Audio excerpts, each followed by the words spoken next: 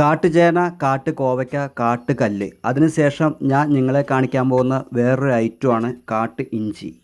വാഴത്തൊടിയുടെ ഒരു സൈഡിലായിട്ടാണ് ഉണ്ടായിരിക്കുന്നത്. ചില ഭാഗങ്ങളിൽ മല ഇഞ്ചി എന്നും പറയും. ഇതേപോലെ കഴിഞ്ഞ വർഷം നമുക്ക് ഇവിടുന്ന് കിട്ടിയിട്ടുണ്ടായിരുന്നു കേട്ടോ. അപ്പോൾ ഞാൻ കുറച്ചെടുത്ത് നമ്മുടെ വീട്ടിൽ കൊണ്ടുവന്ന് വെച്ചിട്ടുണ്ടായിരുന്നു. ഇതിലിപ്പോൾ 2 ചെടിയാണെങ്കിൽ അത്യാവശ്യം ഇഞ്ചി ഉണ്ട്. ഞാനപ്പോൾ ഇതെല്ലാം പറിച്ചെടുത്ത് നമ്മുടെ വീട്ടിലേക്ക് കൊണ്ടുപോകുന്നുണ്ട്.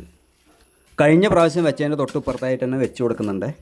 എൻ്റെ പുറകിൽ കാണുന്ന കാട്ടിഞ്ചി തന്നെയാണ്. നമ്മൾ പറിച്ചെടുത്ത അവിടെ ചെറിയ വേരിൻ്റെ കഷ്ണങ്ങൾ അങ്ങനെ എന്തെങ്കിലും ഉണ്ടെങ്കിൽ അവിടെ വീണ്ടും മുളച്ച് വരും കേട്ടോ. പ്രത്യേകിച്ച് സ്ഥലം വേണമെന്നൊന്നുമില്ല, എവിടെ വെച്ചാലും ഉണ്ടാവുന്നുണ്ട് കേട്ടോ.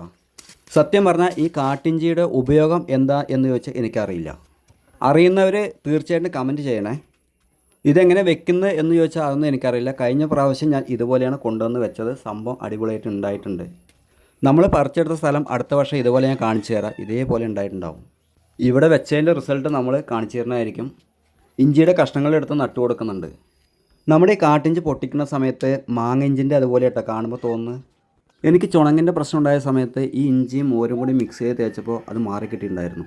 വലിയ എരിവൊന്നുമില്ല, ഒരു പ്രത്യേക ടേസ്റ്റ്. അപ്പോൾ വീഡിയോ ഇഷ്ടപ്പെട്ട ലൈക്ക്, ഷെയർ, സബ്സ്ക്രൈബ് ചെയ്യുക. വീണ്ടും കാണാം.